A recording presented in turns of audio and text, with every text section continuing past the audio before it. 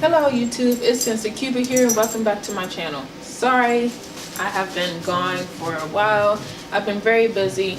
I don't know if you guys follow me on Instagram, but I just got my place now. So I'm here by myself. I finally had time to settle down. I've been very busy putting stuff together, buying things for my place and blah blah blah. You know, all that jazz. But anyways, with this video, I want to make 5 tips on what I feel can help you improve, surpass your goal, you know, if you want to be sub 20 or just be faster in general. And maybe not everybody know these tips, so I just thought I would share them. Let's get to the video. Roll the intro.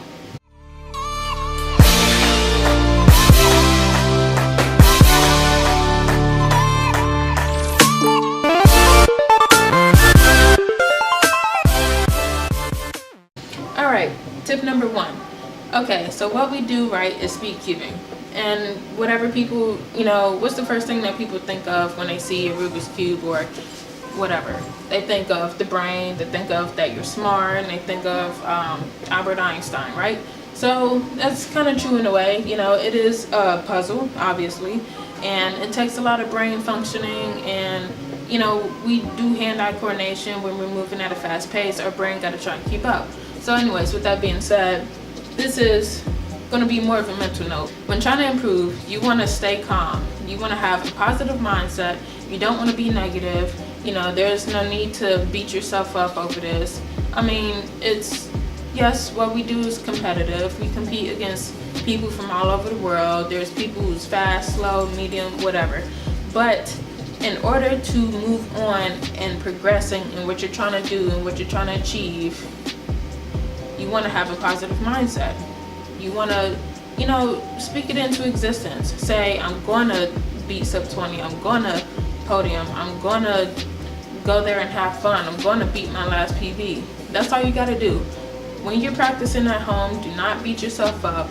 Don't be so negative on yourself, because that is not going to get you anywhere. And I had to learn that kind of sort of the hard way, because I kind of took a break for a while because I was just so negative on myself. And every time I went to a comp and didn't do good or didn't get a PB, I was pouting the whole way home. And I was so mad at myself, and I've always been like that. But the older you get, the more you try to realize not everything in life is so serious. And you don't need to be serious all the time, you know. So when you have a hobby like this, you just want to have fun, have a positive mindset, and just, you know, just go with the flow. Keep your energy, keep your, you know, your energy up there, and everything will just go the way you want it. Alright, so tip number 2. I call this one slow and steady wins the race. The reason why I say that is because, at least for me, when I go to comps, I be so shaky, I be, you know, my heart be racing, my hands be sweaty, and I just want to move fast and get it over with. I learned to keep myself calm. Once again, that's like the base for me, is just try to stay calm, keep a positive mindset. And when I pick up that cube, I want to take my time, but also move fast enough to where I can get a fast time. So I don't know if that makes sense, but just try and stay calm, pick up the cube, do the moves that you're going to do to get your cross, do your F2L, OLL, and PLL. But keep it at a constant pace. Try not to pause, because that takes up time, and just try not to, you know, think too hard into what you're doing. Remember, what we're doing, and the fact that we've been doing this for so long, it becomes muscle memory. So just go with the flow, you know, do one move, do the next move, and just keep it going. Don't try to spam through your moves and everything, because, at least for me, when I'm spamming in that nervousness and in that kind of, you know, scared mind frame, my fingers start to slip. My fingers get caught in between the pieces. The cube want to slip out my hand, or I'm turning too aggressively to where the pieces want to pop out, you know. I mean, who wants a pop in comp? It don't happen as often now, but it still can. So just try and go in slow and steady. I always think of the story, the tortoise and the hare, you know. Go slow and steady, because the person who's trying to go so fast can make so many more mistakes than you, with you going slow, and you're catching all the easy ways to go, you know. Just that simple. Tip number 3. So this one is kind of something that I feel like a lot of cubers should know by now, but not a lot of cubers do know still. So, you know, why not share it? But when it comes to solving, you know, timing yourself and speed solving, try your hardest not to rotate the cube.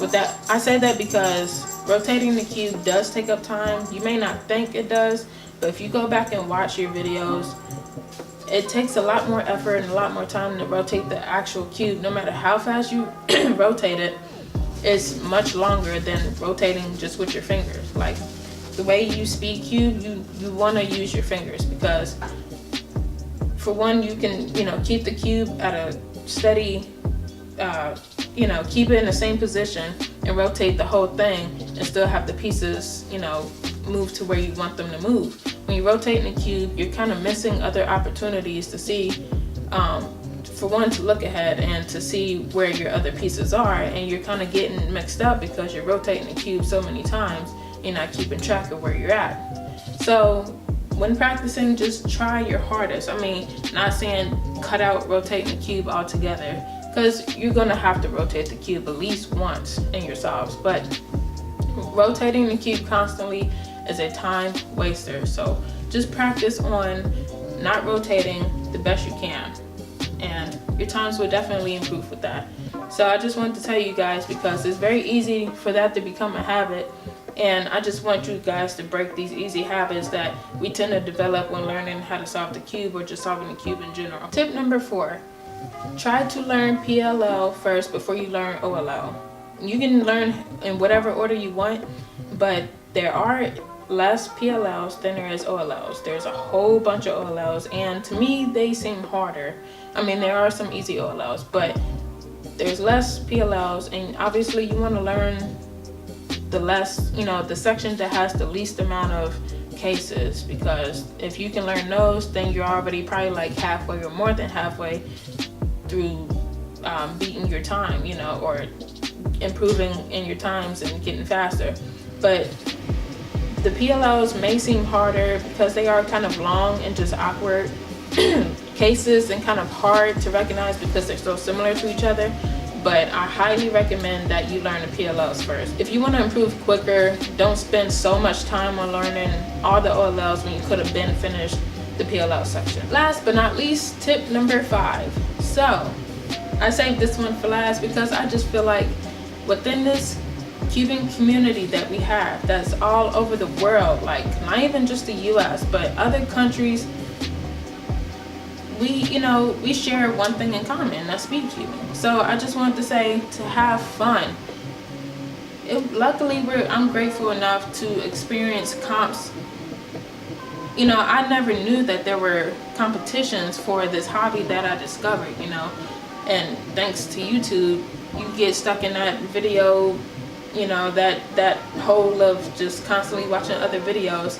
That's how I found out that there was competitions. So, but this is a fun thing that we do. It's a fun hobby. It's very different from most of the, you know, population out there. They don't even know that this stuff exists. So just having fun, go to comps, meet people, talk to people, and just make connections, make friends. I've even made quite a bit of friends on Instagram, all because of one hobby that we share.